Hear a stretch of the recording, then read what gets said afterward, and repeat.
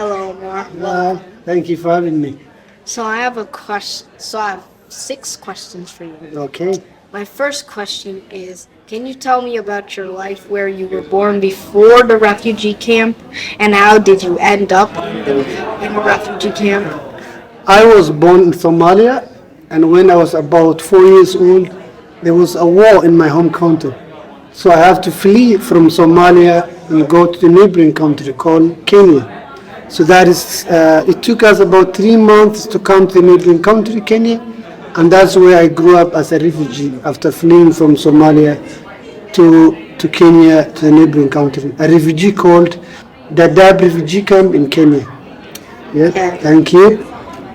How was life in the refugee camp, and what was your feeling when you found out you're going to America? Life in the refugee camp was very hectic, was very bad, because anything or everything that was available in the refugee camp was not enough for everybody. Not enough food, not enough water, not enough drinks, not enough books, pens, pencils in school. So it was really hard. Every day, sometimes you go to sleep, waking up, you don't know if you're gonna have something to eat or not. So it was really bad for the refugees and for the refugee people.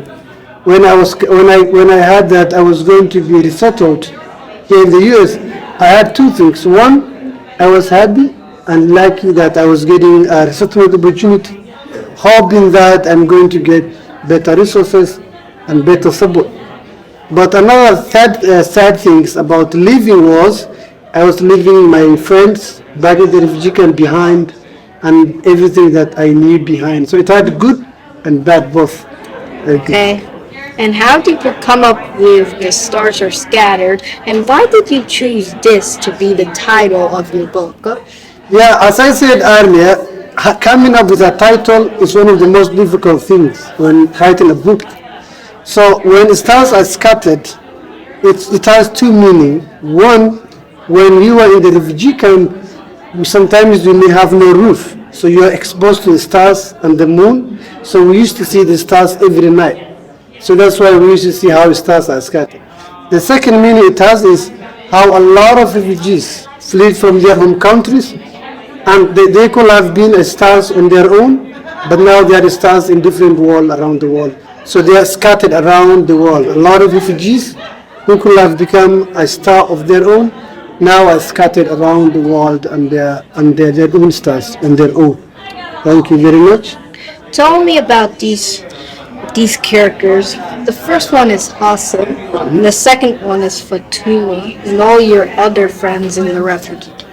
All the characters in the book are very real. This is a good question too. And Fatuma passed away recently, 3-4 weeks ago. She passed away. May God bless her. And Hassan, my brother, is with my mom right now, and he's doing very well. He's in Kenya now with my mom, and he will be coming back when I come back sometime in August. Jerry is also back in the refugee camp. Tol Ali lives with me, not with me, where I live in Mechanicsburg. And Salam lives in Minnesota. Nino lives in Nebraska. So all these people are scattered also around the U.S. or they're back in the refugee camp. Nemo's in Canada, right? No, she moved to now to U.S. She's now Mariam was supposed to be in Canada. Yeah. I ask for advice because I go through a bit of challenges in school. I want to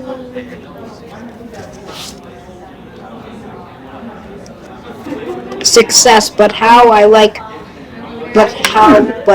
like many immigrant students, we face lots of challenges. Can you give me some advice? The advice is, as I said earlier, at some point in life, each and every one of us will face some challenges, will face some struggle, will have difficulties. That should be okay. Because why? Because we are human beings. That should be no problem at all. But the thing is to never give up, or never lose hope, or never lose hope, or never ever give up. Maybe you may think you may have a plan, but someone else has a better plan for you and for the rest of others too. Who are the people you are most grateful to join you to join your life and I think I'm very grateful to many people, and one of the most person that I'm grateful is my brother Hassan, who is nonverbal, and also he was motivational to me. Also, Fatuma was also wonderful. Having her and her raising her has a children of her own was also something that was really grateful. Yes. okay, so that's So, thank you very much. Thank you very much. It was really an honor to join you, and I heard you like the book. It's your below every night. Thank you very much.